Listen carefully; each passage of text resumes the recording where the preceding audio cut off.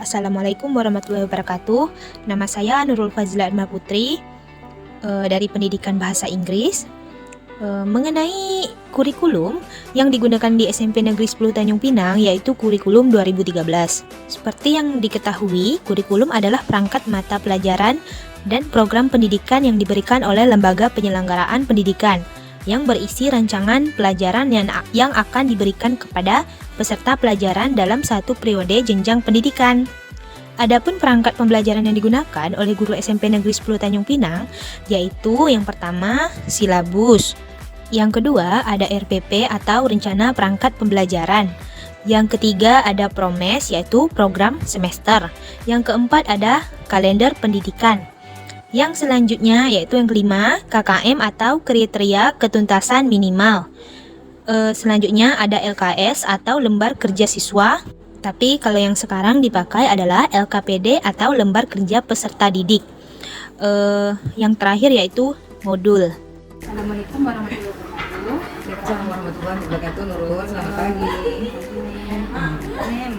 Di sini kebetulan ada beberapa pertanyaan ingin menanyakan dengan Em. Ditanyakan Kami dulu. izinkan dulu pertanyaan. Oke, insya Allah kalau bisa dijawab, jawab. Apakah kurikulum yang digunakan di SMP Negeri 10 Tanjung Pinang? Saat ini dalam proses pembelajaran, gitu ya. Oke. Terima kasih Nurul. Sama seperti sekolah-sekolah lain, SMP Negeri 10 Tanjung Pinang saat ini sama memakai kurikulum 13A13. Jadi sebenarnya ke-13 ini sudah lama, cuma kan dia direvisi terus. Tapi untuk setiap sekolah ini 13. Dan Mem, pertanyaan keduanya, bagaimana sistem evaluasi yang digunakan oleh guru di SMP Negeri 10 Tanjung Pinang? Oke, kalau untuk sistem evaluasi itu sebenarnya disebut penilaian ya, sistem penilaian. Sistem penilaian di setiap sekolah itu sebenarnya berbeda.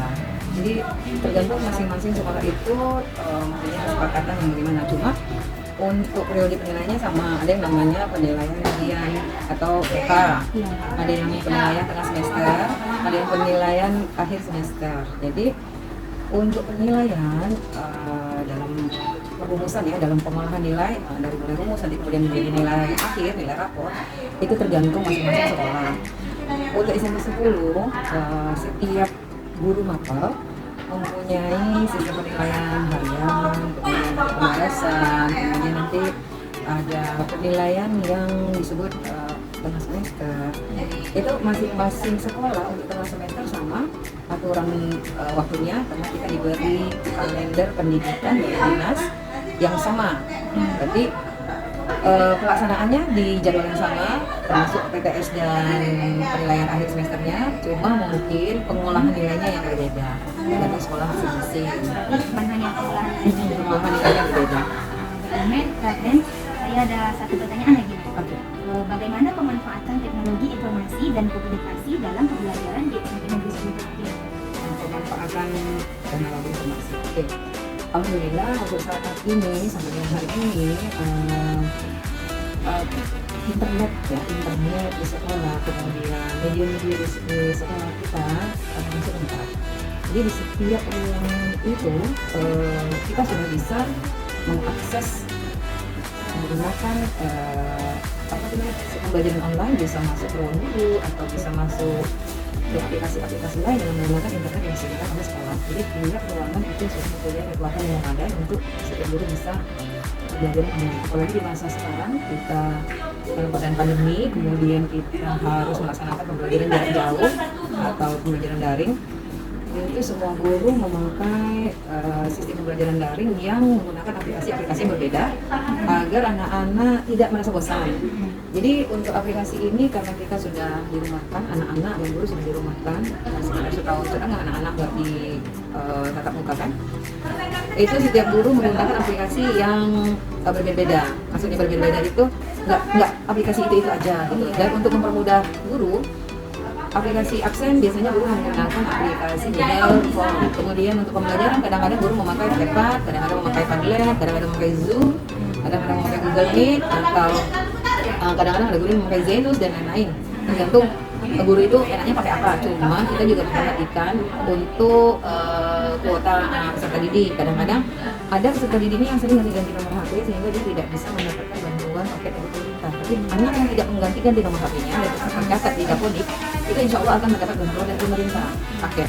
Nah, alhamdulillah sudah 2 minggu terakhir ini kita sudah mulai tatap muka terbatas MT.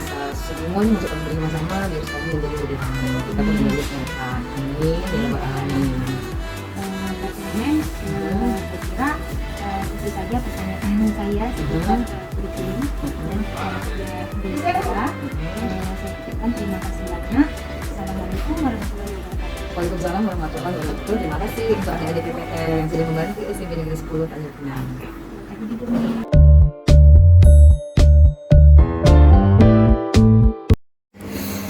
Halo, saya Bunga Rahma Azefah dari Prodi Pendidikan Matematika. Strategi pembelajaran yang digunakan oleh guru di SMP Negeri 10 Tanjung Pinang berdasarkan RPP, yaitu saintifik, mengamati, menanya, mengumpulkan informasi, mengasosiasi, dan mengkomunikasikan. Berdasarkan hasil observasi yang dilakukan, strategi pembelajaran yang diterapkan guru dari tiap-tiap kelas cenderung sama setiap materinya. Adapun langkah-langkah pembelajaran yang diterapkan guru adalah sebagai berikut. Yang pertama, yaitu kegiatan awal, di mana kegiatan awal ini dilakukan dengan membuka pelajaran, kemudian mempersiapkan perlengkapan belajar mengajar, lalu apersepsi. Langkah kedua yaitu kegiatan inti, yaitu guru menjelaskan materi pelajaran, melakukan tanya jawab, memberikan soal latihan kepada semua peserta didik, kemudian peserta didik mendiskusikan jawaban, mengumpulkan jawaban, lalu guru mengarahkan peserta didik dan membahas soal bersama. Langkah terakhir yaitu menutup proses pembelajaran.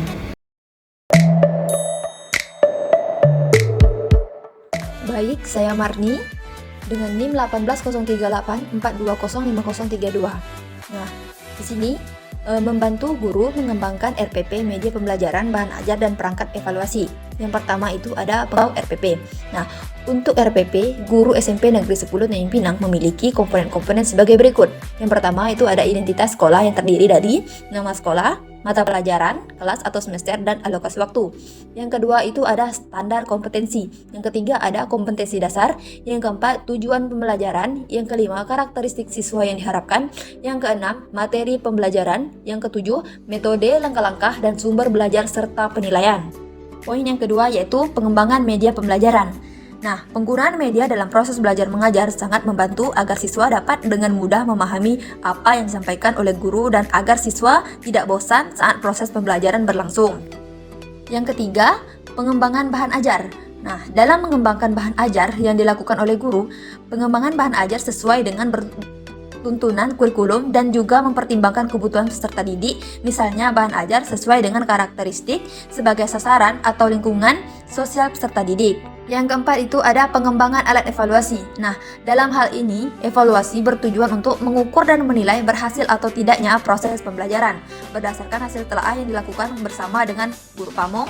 Contohnya alat evaluasi yang digunakan guru yaitu soal pilihan ganda, esai, dan pemberian LKS atau lembar kerja siswa.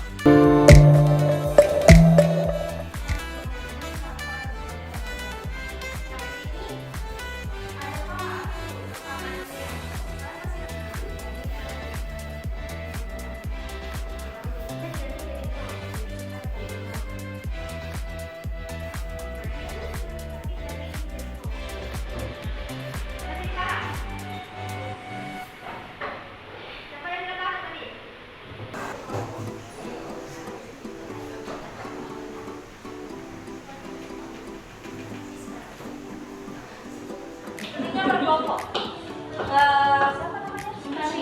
Yang dibikin dari sini. Berarti ini deretan kelompoknya. Kelompok 1, yang cowoknya kelompok 1, kelompok 2 mana? Ada yang tujuannya kita nih mengundang seseorang atau mengajak kawan kalian melakukan sesuatu. Misalnya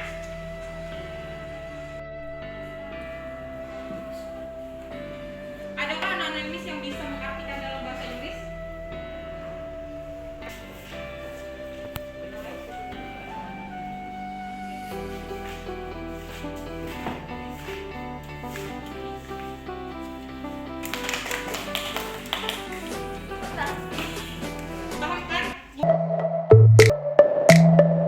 selanjutnya yaitu melaksanakan tugas pendampingan dan kegiatan ekstrakurikuler.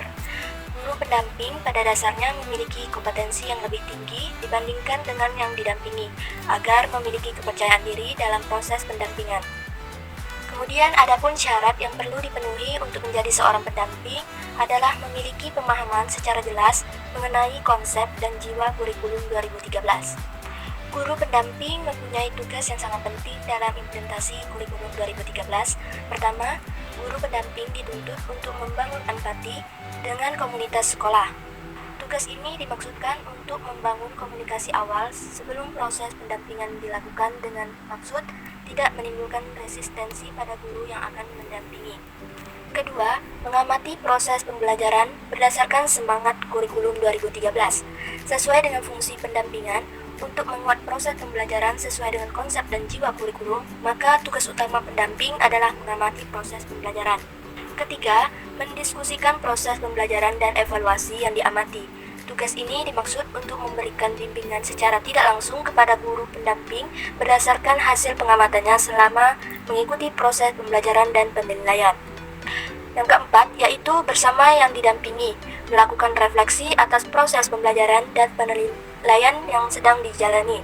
Refleksi bersama diperlukan untuk mengetahui kesulitan-kesulitan yang dihadapi dalam mengimplementasikan kurikulum 2013. Selain itu, pendamping juga harus memiliki motivasi dan memberikan pemahaman yang benar mengenai konsep kurikulum 2013. Kemudian adapun kegiatan ekstrakurikuler yang ada pada SMP Negeri 10 Tanjung Pinang. Adapun kegiatan ekstrakurikuler yang ada pada SMP Negeri 10 Tanjung Pinang seperti ekstrakurikuler pramuka, marawis, drum band, dan lain sebagainya. Tetapi, sejak adanya COVID-19, adapun kegiatan ekstrakurikuler yang ada pada SMP Negeri 10 Tanjung Pinang seperti ekstrakurikuler pramuka, marawis, drum band, dan lain sebagainya. Kegiatan ekstrakurikuler dimaksud sebagai kegiatan yang diarahkan untuk memperluas pengetahuan siswa, mengembang nilai-nilai dan sikap dan menerapkan secara lebih lanjut pengetahuan yang telah dipelajari. Kegiatan ekstrakurikuler dilakukan dengan memperhatikan minat dan bakat siswa serta kondisi lingkungan dan sosial budaya. Tetapi sejak adanya COVID-19, kegiatan ekstrakurikuler ditiadakan.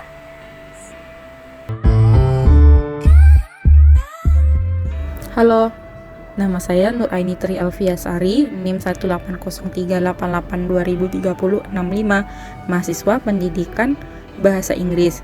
Di sini saya akan menjelaskan tentang tugas administrasi seorang guru. Tugas pokok utama seorang guru di kelas dalam penyusunan administrasi kelas sebagai bukti nyata melaksanakan kewajiban sebagai abdi masyarakat di dunia pendidikan.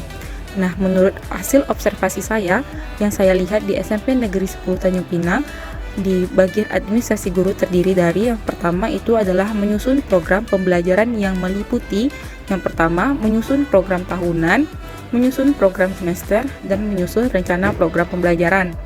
Yang kedua adalah melaksanakan program pembelajaran dengan dilengkapi administrasi. Yang pertama, daftar hadir siswa. Yang kedua, jurnal pembelajaran. Yang ketiga, catatan khusus dalam proses pembelajaran. Yang ketiga adalah melaksanakan evaluasi pembelajaran.